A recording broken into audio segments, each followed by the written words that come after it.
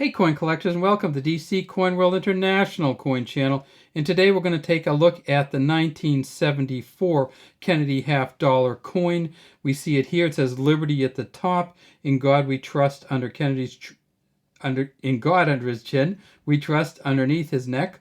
1974 here. And if we look way down in there, we see a G and an R entwined, and that's for Gilroy Roberts, who was the engraver of these coins. These coins first came out in 1964, the year after President John F. Kennedy died. He was assassinated in 1963. 1964, they came out with a 90% silver half-dollar coin. And you can see this one's not 90% silver. In fact, it's no silver. Well, in 64, they came out with 90% silver. 65, they went to 40% silver, and it was 40% silver from 65, 6, 7, 8, 9, and 70. And then in 71, we came out with what we now have, and that is a copper nickel clad copper. You can see that there is a kind of silverish cladding on here. That's a copper nickel blend. Inside, you can see that brown, that's the copper center. And down here, we see more cladding, and that, of course, is for the copper nickel on the back. So what's the deal? What are we looking for on these? Well, there are a number of these that have a double die obverse. And double die obverse means that it is the front of the coin. And when we're looking for the double die obverse, we really do have to magnify it quite a bit.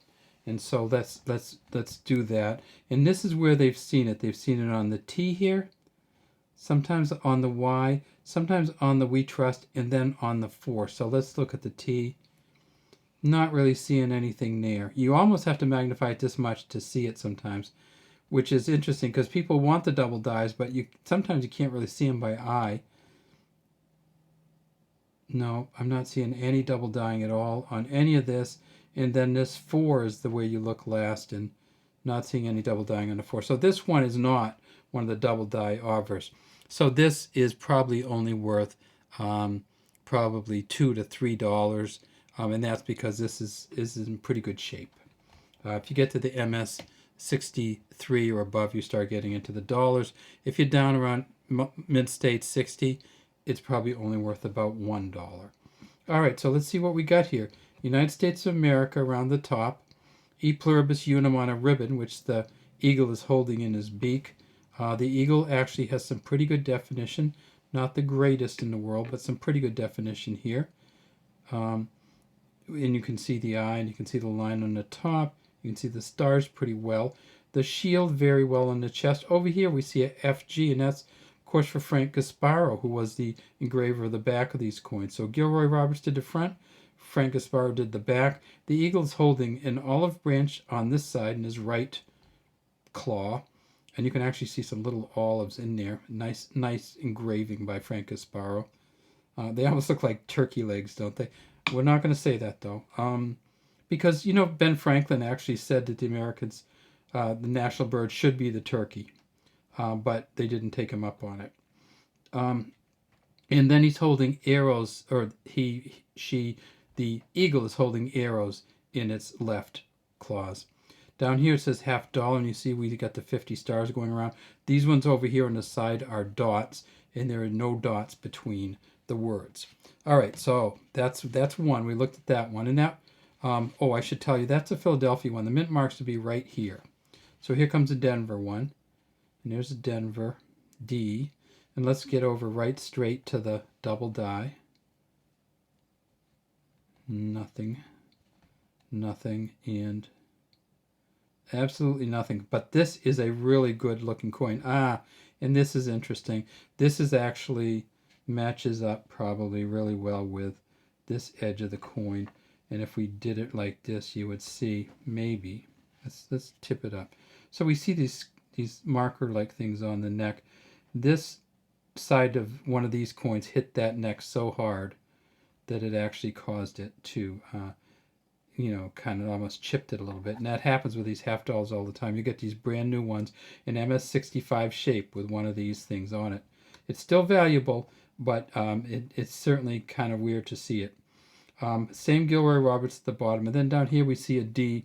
And those of you who know mint marks know that this is the same size mint mark that they have on the other coins. So it's a tiny looking D, because it's the same size D they put on a dime, the penny, the nickel, the quarter.